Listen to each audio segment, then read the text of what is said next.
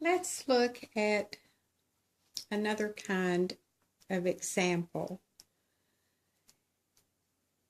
The first thing we need to do, as usual, label our notes. So what do we have here? D and G. Do you think that's all we need to look at?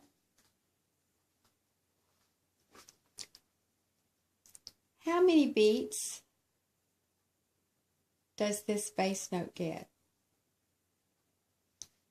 2 beats. So we're actually going to hear it while this one's being played. This one's going to sustain, and I'm still going to hear this. So what note is this? This is 1 beat. This is the 2nd beat. I'm still going to hear this one here as well. So when you're doing score analysis, you may have to look at several beats. You might even have to look at a whole measure and label everything and work all the notes in one measure together and rearrange those notes to find out what the skeleton chord is. So this is just a little example of that. This is an A. All right. So it would probably be wise to look at these on a keyboard or rearrange it on the staff. We could do that as well. I think I have room just below. We could do it right here maybe.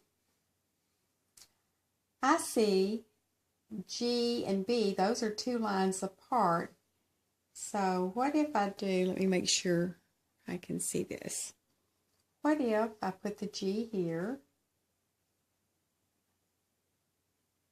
and the B just above and a stack so you can see it better, G and B. And then I see a D, so should I put the D below the E or should I put it above on that line? I think above so that it is a stack. And then what do I do with the A? Well, we could put it way up here, or we could even put it to the side. If you notice, we have a full chord, G, B, D, just in a stack, which is a skip. These are skips apart, and that's the desired result. So we could look for those notes, G, B, and D. Well, there they are, G, B, and D. It's a 1 chord, but is the G the lowest tone here? No. So what is? Is it the B, the 3rd, or is it the 5th, the D? It's the 5th. So I'll put the 1, and when the 5th of the chord is the lowest tone, it's the 2nd inversion. Do you remember what you write for 2nd inversion? The 6 and the 4. So what do we do with the A? Well, for right now, we're just calling it an extra note, and you just circle it. There's no reason to worry about that. I'm sure with more practice, more examples, that you're going to get a lot better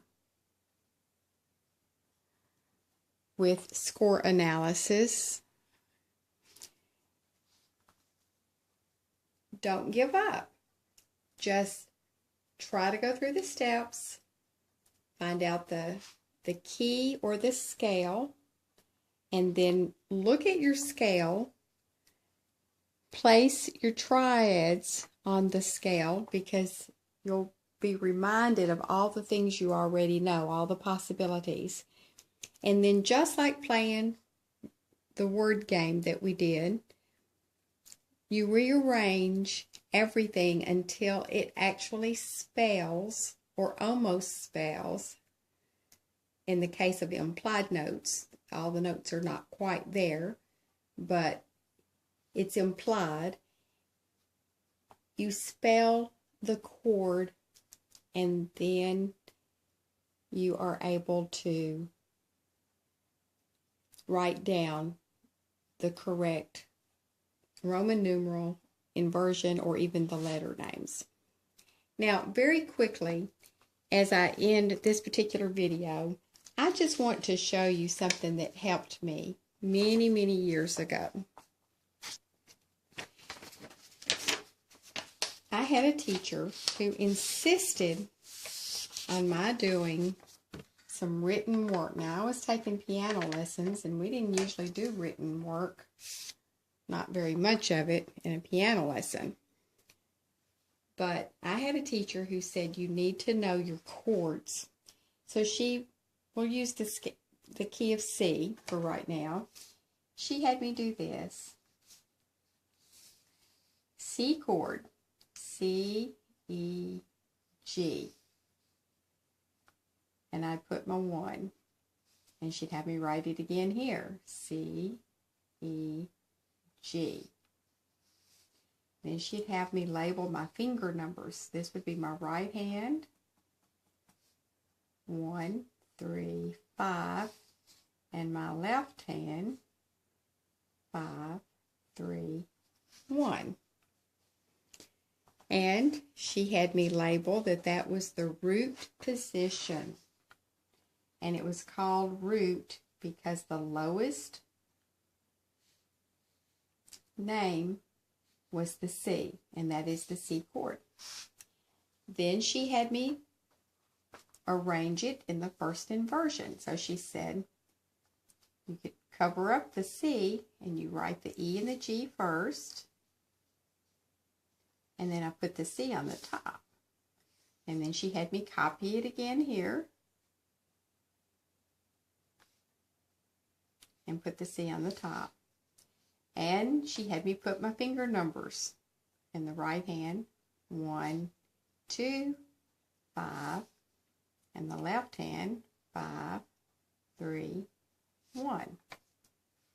And then she had me label it, first inversion.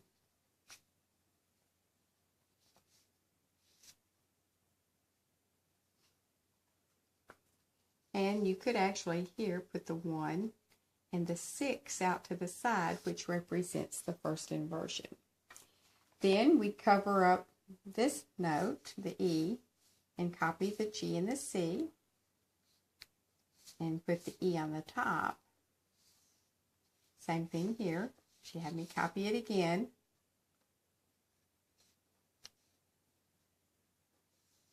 And call it second inversion.